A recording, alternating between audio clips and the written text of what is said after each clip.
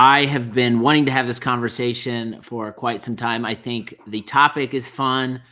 I think the collection is certainly fun and unique, and we're back in football season, so this is a timely chat. We're going to be talking about how an international collector built a significant Michael Vick collection. I'm joined by Benedikt at Vick7 collector on Instagram.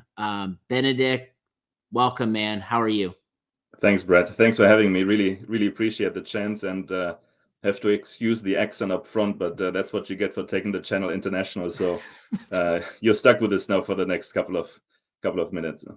Yeah, and there is a good international contingent that listens to Stacking Slabs. So shout out to all of you international listeners out there. But maybe we could set the stage since we're going to be talking about international collecting. You have had just a wild family life transition. So maybe just give some perspective there on where you were, where you are now, and if you're settled or not.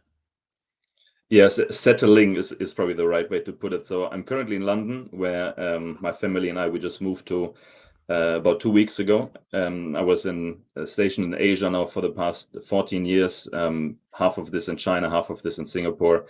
And we're sort of still kind of transitioning with all of our stuff, the furniture and everything into the new place in London. The kids, they start school on Wednesday, so I think this is sort of when everything is hopefully going to be settled and structured and in order for us to commence the life here.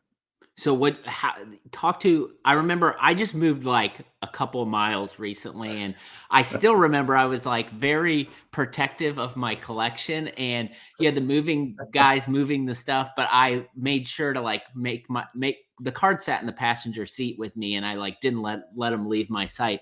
When you moved, that far, where was your collection? How did you manage that? Yeah, the million-dollar question, of course, now looking at an international move. There was a topic I did have to discuss with my wife, in fact, because the collection is too big to keep it in the hand luggage with you, right? So the big items have to go on the container eventually and go on a long journey over 6 weeks on sea from Singapore to London. So I had to properly break down the collection to I think I had about 25 cards that I had with me at all times in the hand luggage. Not necessarily the most valuable ones, but the ones that were just of the most emotional significance to me, really. And then the other stuff, I had it properly bubble wrapped and with these little these small packages with the kind of dehumidify and keep the moisture content low in the boxes. So they were properly packed, and I felt a bit funny telling this to the movers, but funny enough, they pretty much had other clients as well telling them this up front. So they were like, no worries, we know how to deal with card collections. We had a couple of guys that told us to be careful about it. So luckily they managed it well and everything arrived safely. That's good to hear. Before we move off the move, I'm just curious, we have these moments where we spend time in our collection, and usually maybe it's during consolidation where we're trying to figure out what stays and what goes. What was that like for you to understand, obviously worst case scenario, the cards that you weren't on you get lost and you never see them again. But there was 25 cards that you decided these need to be with me. How did you what was that process like to select those cards that were going to go with you and weren't going to, you weren't going to risk it or not? Right. Yeah. A difficult process for sure. I kind of went by scarcity and difficulty to replace them ultimately, in terms of how long was the chase to get them, what was sort of the provenance of me getting them, so how close, how valuable were they to my heart, really. And I kind of looked at everything and thought which would be the ones that indeed, if they would get lost, I would miss the most. And tough picks, but I do have quite a bit of duplicates in my collection, so I at least made sure that of the cards I really value a lot, I had at least one copy with me at all times. Smart. I feel like I have not done this topic justice, where I interact with so many amazing collectors across the globe, but I never dive into just the differences and what international collectors face that people, in the US don't have to face. I'd love to maybe just kick it off by understanding what's it like being an international collector. Obviously, there's time zone differences, but how do you navigate that, and how do you overcome some of those roadblocks? Yeah, I think it can be lonely and isolated at times, right? There is just not really that kind of community as you would have it in the US. If there is any kind of card collection community here, it's either Pokemon or soccer is starting to be pretty big, both in Asia and in Europe, of course. But you don't really have a strong basketball, football collector community, with obvious exceptions. But yeah, you don't have that, first of all. Time zone can kind of play for and against you. When I was in Singapore, time zone was pretty good because I could follow the auctions pretty well, because the morning time was evening in the US, and I was already up and running to follow up the auctions, and especially those that were running out later in the US, I could still follow at like 10 a.m. Here in England, it's really difficult because most auctions, they end at 2, 3, 4 a.m. at night. So I need to place my bids up front, and that comes obviously with a lower stress level of me, sweating over the last couple of minutes of it. But at the same time, you kind of go to bed sometimes nervous about how the auction ends up. And the biggest challenge, however, is really a distance and accessibility to market. So every card that you buy, be it on eBay, be it through somebody on Instagram, has to somehow get to you 10,000 kilometers away from where you buy it, right? So it's a matter of safety and of cost as well. So there is a service that you probably have heard of. It's called Ship My Cards. From a guy that founded it, Brian Wells, a fantastic dude, great company. And I think they don't get enough credit for how valuable they are to collectors like me. I know every other international collector uses them for every single card that they ever purchase. So it's like a vault, pretty much. They have 2 different addresses, one in Arizona, one in Oregon. And depending also on value and tax and customs, you can sort of choose which address you want to have them shipped to. And I do everything through them. So I consolidate it there, and then every couple of months I get a release shipment that then returns them home to me. I just made a deal. Shout out Adrian, an international deal, and it seems like always the address I get is to Ship My Cards. So shout out Ship My Cards, making all the international deals more efficient and smooth. You discussed some of kind of the roadblocks that exist, which makes sense. Do you find is there any sort of advantages that you have as an international collector? Oh, not complaining, but there isn't any, period. I guess if you were to be maybe a Pokemon or soccer collector, I think like London, for instance, would be a good marketplace. They have a big London card show here every quarter, where they are pretty big on stuff like soccer, and also celebrities, big soccer players supporting these conventions every once in a while. But if you are in what we are into in NFL, NBA, there's no advantage to it, unfortunately. I wish there was. If there is, I haven't identified it yet, but not really. Well, I think, at least it makes for an interesting topic for a podcast. I'm thinking about this and learning about you. You are from Germany. You've lived in China, Singapore. Now you're living in London. If you were to ask me, out of everyone, without knowing who you collect, Michael Vick would probably, knowing the profile of who you are, probably be one of the last individuals on the list. Very unlikely origin story. Yes, yeah. Yes. Let's get into that a little bit. Like, where does this passion for Vic come from? Just understanding kind of your why behind your collection. Yeah, you're right. My profile is probably not very likely to fit Michael Vick, but the answer is pretty straightforward. I was actually an exchange student in the US, in Virginia, between 1999 and 2000. So you figure who was the big celebrity, a big athlete at that time, especially in Virginia, while Vic hasn't really reached national stardom yet. But Vic was all the hype. I mean, 99, Iverson was 3 years in the league, so they were both from Virginia, and I was in this, right in the melting pot of it, right? And I was a big Iverson fan and became a big Vic fan. I had a lot of people that then went to Virginia Tech. I went to some of the games, and just started following him, and that kind of always stuck as my sort of sports association to my time in the US, which I always very, very much valued and appreciated. So that's it. Pretty straightforward. Is there if you like rewind the tape back to the moments when Vic was front and center, obviously unique, exciting. Was there anything specifically during that time where he was kind of elevating his position on the national stage where, moments that you looked at and you were like, okay, this is someone who I'm not only a fan of, but like I want to, follow and go watch all their games and be all in? Are there any specific moments you can remember in those early days of Vic that kind of gravitated you towards him? No, not really. It was just really the excitement that was going on in the community. Obviously, also culturally, there was something that really, followed me, or I followed growing up. At the time I was 16, 17 years old. And no, it didn't really gravitate me back until I then started to collect a bit more intensively about 4 or 5 years ago. But no, at the time it was just, I was a big basketball/football fan, and these two were just my icons at that time, where I was a teenager finding my ways in the US, and really enjoyed watching them play. So you mentioned 4 or 5 years ago you got back into cards, or were you into cards before that, or was this your first?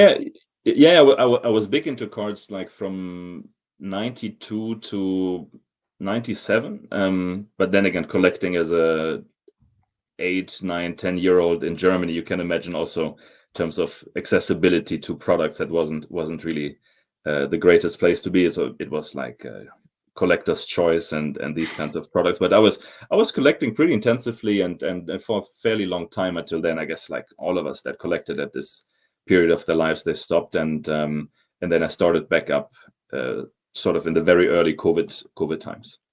Do you remember specifically what brought you back into that like exploration around cards? Was it anything specifically, or was it just a culmination of a bunch of different things that were hitting your radar?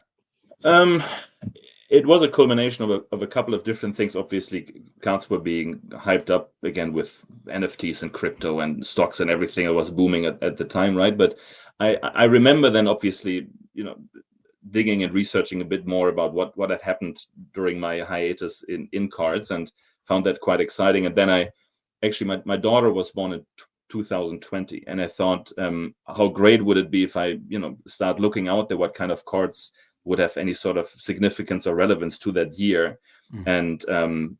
and went out to search cards that would sort of I could keep for longer, to just memorize that year of a birth. And then my son was born 2017, so I was looking into Jason Tatum rookie cards and stuff. So that's sort of where I thought, having a long-term horizon, that would be cool to hold something like that.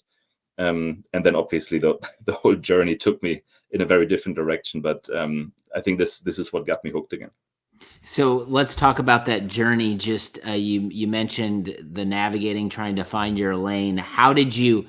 And you also talked about like your affinity for Vic when you were kind of growing up. How did you then like talk about what it was like to finally reach that point where you were like, you know what, like out of all this stuff I'm collecting, Michael Vick makes me the happiest, and I want to just focus on this. Talk about that journey. In a nutshell, it was exactly this, right? I think like many of us that started collecting again in 2020, you start collecting extremely broad. So I had such a diverse collection at one point, where you see what you've missed over the last 15, 20 years, and everything gets you excited, right? Oh, they got numbered cards, and wow, this is very shiny, and they got deckled edges, and oh, this has a patch in it. So you kind of make up for 15 years of lost excitement. So I had all sorts of stuff, from some baseball vintage to basketball prospects, and I already started dabbling into Vic because I obviously always liked him a lot. But then at one point, that diversity became actually quite overwhelming and stressful for me. So obviously you have capital tied up in this, and you had lost any kind of focus and lane. And it really became something that bothered me more than anything. So I was quite set to make a radical decision and just divest from anything that would kind of distract me from having a focus. And then, yeah, I just went back and thought, who or what do I have the most or the strongest emotional connection to, looking back at my journey growing up. And it was at this point sort of between Kobe, Iverson, Marbury on the basketball side, and looking up comps at this time, especially early 2020, some of these guys were already quite unaffordable. And Vic was my biggest passion in terms of sports and most affordable of these guys. And then I just got rid of pretty much everything and went exclusively to collect Vic. And I've been very happy since. It was the best decision I could have made in terms of collecting. I can tell, and I love seeing accounts and pages that are so focused. And so when I first saw your page, I don't think I had ever seen another Vic collector, and it was just so fun. And I was getting a ton of nostalgia just based on thinking about Vic, those moments in time, and looking at a bunch of cards that I hadn't seen previously. What is it like collecting a player like Vic, who isn't in that conversation of like greatest quarterback ever, or likely won't make the Hall of Fame, but on the flip side, makes so many other people feel a certain way when they see him, and people get nostalgia for? Like, what's that experience like? Yeah, I honestly couldn't care less about the whole Hall of Fame discussion, right? Vic is arguably, or definitely, more famous and more well known than a lot of actual Hall of Famers. Plus, I never really got the whole Hall of Fame debate about preservation of value and stuff, because I also really don't care much about that. So, and to that point, I really understand why Vic would never be in the Hall of Fame, right? I mean, both his offside issues, but even his accolades as a player probably wouldn't even warrant a Hall of Fame career. So that ship has sailed for me. I'm very content with that. And as you just said, it just like he brings the most nostalgia to me. I feel the same way from a lot of guys that leave comments on my page, or that reach out to me. They're like, oh, I don't know why I never collected Vic in the first place, but just looking at your cards, this brings back so many good memories. Because at the time between 2002 and 2004, 2005, I mean, he was arguably the biggest athlete out there, right? And you saw this in the card value. You go on Card Ladder and you look at some of the comps of Vic cards during that time. They are higher than Jordan rookie cards. It's insane. They already went for $1,000. Like his SP Authentic, the RPA. His biggest RPA, that already went for 4 digits in 2002. It's nuts. So I and that's one part that I like about collecting him, because you really collect a piece of sports history, of his history, and he obviously had a very very illustrious journey from his Falcons days to then his jail time, and having us come back with the Eagles, then Jets and Steelers. I just love to accumulate a piece of that journey and his redemption story, really. I love how you say you don't care about the Hall of Fame and the accolades. This is a topic that I think doesn't get talked about enough, where we in our heads as collectors feel like there's a linear relationship between on the field accolades and long-term value of cards, when all I have to do is go look over and see what some of these 90s basketball parallels are going for, of guys like Tom Gugliotta, and I'm just like, this is insane. Like, but there's reasons around that, right? People are collecting sets, people have nostalgia for different parallels. So I don't know, like, maybe I'm just curious, like, advice you'd give others, because you've landed in a really good spot where you're collecting a player that you have affinity for and isn't going to show up in Canton. But like, what sort of advice do you have for anyone who's maybe trying to navigate that, where you've gone through this process and you're like, I don't care about these things, I'm just trying to collect this guy because he means something to me? Yeah, well, I mean, I know it's a bit of a worn out phrase already, but they say collect what you love, and that's ultimately it. And I think I wasn't really following that in my early collecting journey, and since I fully focused on only collecting what I love, that really just gave me so much more back. So that would be my very first advice. Secondly, I think don't ever look at this as an investment, and everybody who tells you otherwise belongs to be investigated for fraudulent financial advice.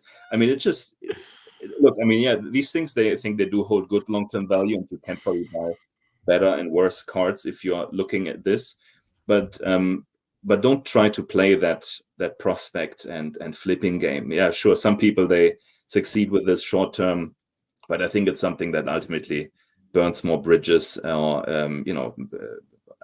makes you lose money. So kind of know your budget, know what you have, know what you're after, and then just collect what makes you happy. Have you come across any other Vic collectors? Do you have competition when you're out there trying to lock down these cards?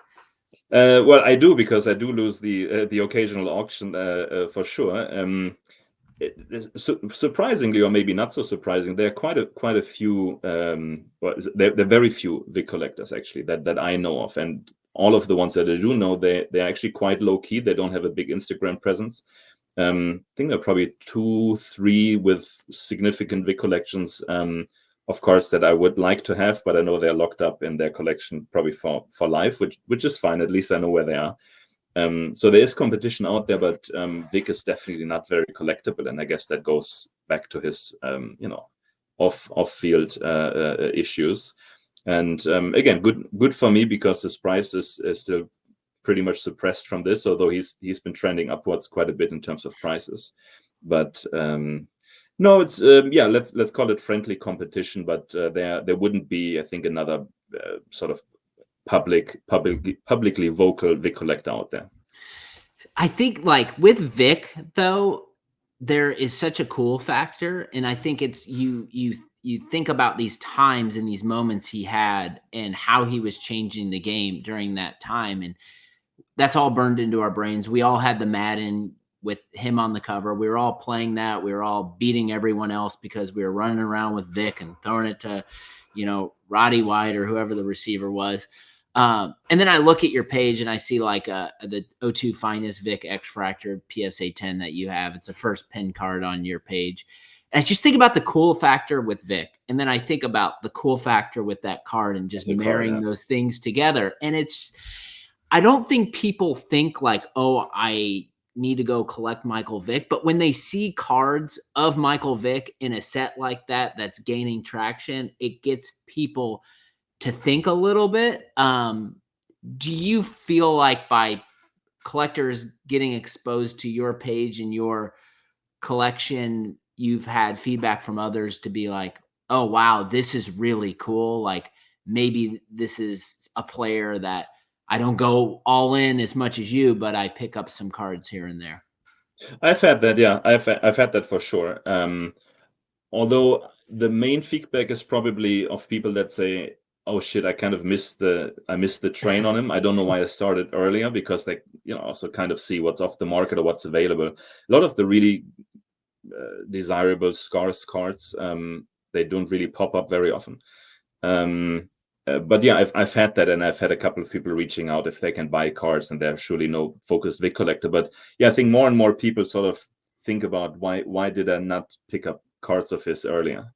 I definitely get that, yeah. And personally, I honestly, being in our age group, having grown up with basketball, football, hip hop culture, I don't understand why you wouldn't want to collect Vic personally. It's just I think it's if of course you can very strongly disagree with his off-field issues, and if you do, then obviously he's not for you. But anybody that looks at it more as a redemption story and something where he took full responsibility and everything, then I don't understand why anybody wouldn't want to collect them. So, but I'm glad not more do, because that leaves more cards for me. I do love the fact that you have called out on your profile, not for sale, not for trade. So if anyone comes at you for those cards, you're just, hey, these are my cards. They're not going anywhere. Yeah, I even told that to Vic personally, because he follows the account, and he was him and we just had very superficial small talk briefly, and he was actually commenting was commenting on a card, I think on his RPA, and my response to him immediately was, "Sorry, not for sale." So Mike, what was that like to get the guy you collect, Michael Vick, to follow you, and not only follow you, to interact? Was that surprising to you at the when that happened? Oh Once yeah, that big hugely. Yeah, hugely. I mean, I would have never expected him to do that. I honestly thought I made this less about myself, but I thought more about how cool is it that athletes actually recognize collectors like this and appreciate it and kind of shout them out. He was sharing a couple of my posts and stuff, and I thought how great would it be if more athletes would do this, right? And I just thought it was cool that he was actually kind of into this and he was giving this recognition. But I would have obviously in a million years never expected him to do this. So that was sort of the knighthood of my collecting career at this point.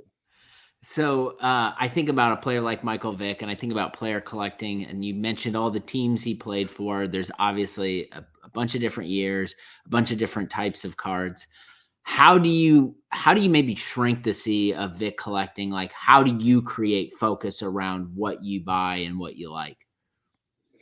Yeah, so I mean, since my entire focus is Vic, it already narrows everything else down quite a bit, and it's good on the budget, therefore. But I'm very much into his early Falcons years, obviously, because that's what, as we said, the cool factor mostly resonates with this. But I'm really trying without trying to collect in a holistic way of trying to get a card of of all of his products, years, and sets. But I sort of try to replicate his journey and have a piece of his different stages of the career.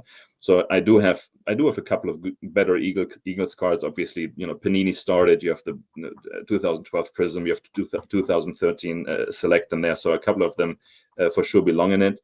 Then I have one or two Jets and one Steelers card. He actually only has a single Steelers card, which is interesting.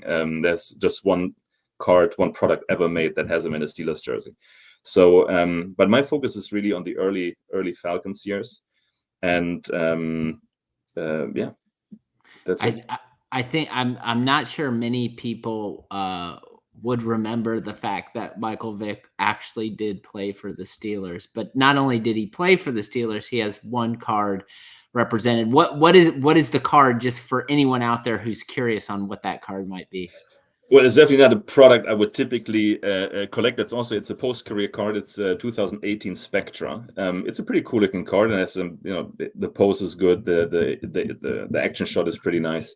So it's 2018 Spectra. So when you think about your collection and all of these cards and what you've built, what are some of your favorite cards in your collection, and any stories that you have associated with them? Well, the most favorite cards and the favorite stories, definitely, they never come off eBay. They're never off your standard kind of auction win. They always have some sort of personal relationship attached to them.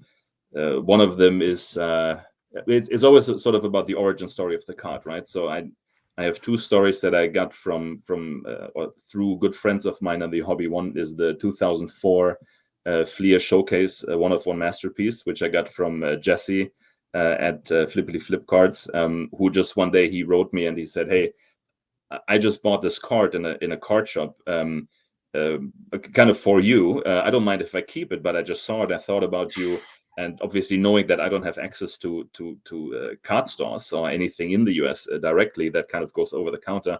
He just bought this card, also, not a cheap card necessarily, but he just snatched it and said, "Hey, if you want it, it's yours. I don't mind to keep it. It's obviously a great card, full stop."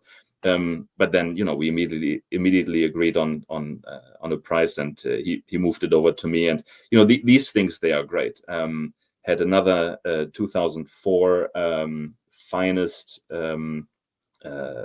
They call it extract or refractor extract. It's very weird parallel. It's numbered out of 5 with the deckled edges. Yeah, I love this card. It's so scarce.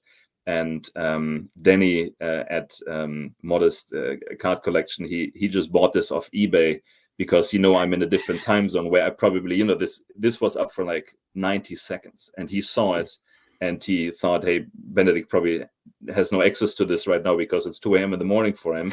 He just bought it and said, hey, I just bought this card for you. And again, I don't mind if I keep it, but if you want it, it's yours. So these cards, they're always the most special, right? Because they have such a great personal sort of personal connection to them, and that's why I value them higher than even some of the cards that have a higher value attached to them. But you gotta love this. So you mentioned two, Danny and Jesse being the eyes and ears for your Michael Vick collection online and then in store. That doesn't just happen, right? Obviously, they follow you. They know your passion for your collection. I'm sure you've had interactions with them. Back to like being an international collector, how important have those relationships been that you've established through a platform like Instagram to growing your collection to what it is today?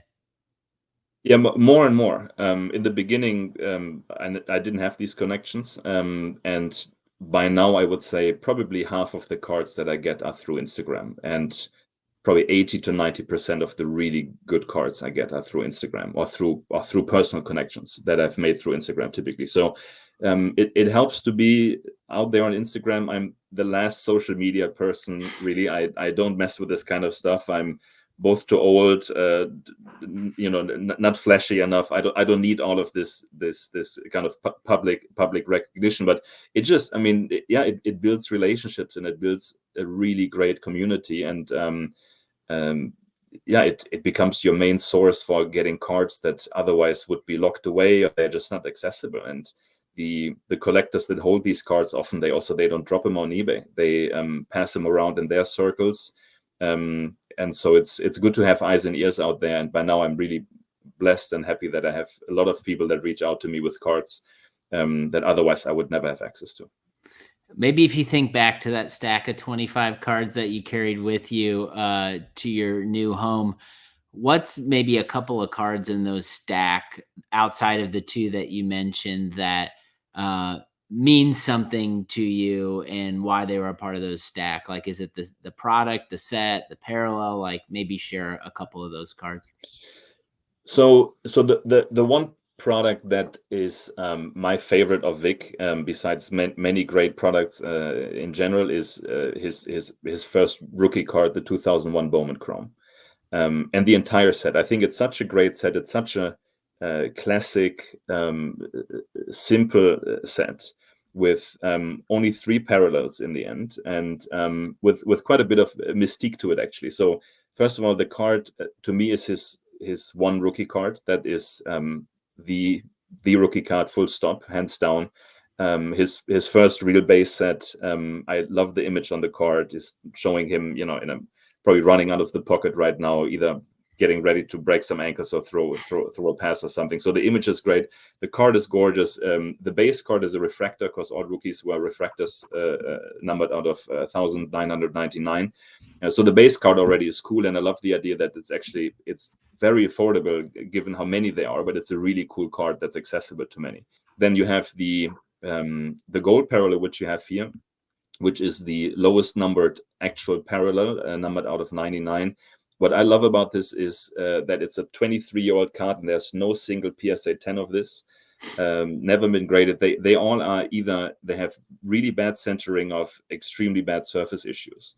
So the PSA 9 is the highest grade you can have, and I just love how it looks. It also doesn't mess around with a golden border, but it actually has a proper gold image or a gold background behind them. So that card really pops.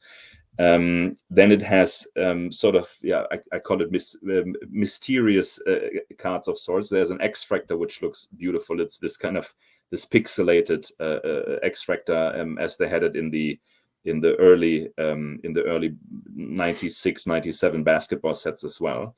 That one has an extremely low pop count as well, only 7 PSA 10s. And it's not numbered, and nobody really knows the print run because Bowman or Topps never published this. They are speculated to be between around 120 to 150 print run, which is pretty scarce. And then the card that I like the most actually is there's an on-card auto in this set, and They are extremely scarce. Nobody knows how many of these are. Actually, I asked Michael Vick if he remembers how many of these he signed. He didn't, unfortunately. But most people that have run math or any kind of calculation behind the published numbers that were given suspect this to be anywhere between 15 to 20 a piece only. Okay. Oh yeah, that's. I don't know if I've ever seen that before. These they never pop up. So although it looks like it's a sticker, it's just sort of a kind of like an elevated surface to make the signature stick a bit better. You see it because the signature is actually going over that border. So it's an on-card auto, and has the stamp of the Topps certified autograph on there. It's gorgeous in hand, and they're so hard to come by. And given that this to me is his main rookie card, it just is kind of my favorite card of his. Wow. Yeah. I'm just going through your page right now, and I'm like, there's so much that we could talk about. Maybe I'll just pick one that I think is cool here. Yeah, maybe like spend some time. I know I brought this one up, but I love this card, and I think you do too, based on the fact that the positioning of where it's at on the page. But the fact that this is a PSA 10, talk about like the aesthetics and why you enjoy this card. Yeah, well, the aesthetics first and foremost. Again, this is one of these sets that you just have to love in terms of its simplicity. I think it's gotten almost a bit too much hype recently. 2002 Yeah. Finest, which Do you think that's was once, do you think that's manufactured, or do you think it's organic? The hype. I think it's organically happening through a lot of us posting these cards. I think if you're a true collector of the early 2000s, late 90s, you love this card, and I think more and more people have started to post them or maybe come across them, and then from people like yourself, like Austin or whoever that they love that set.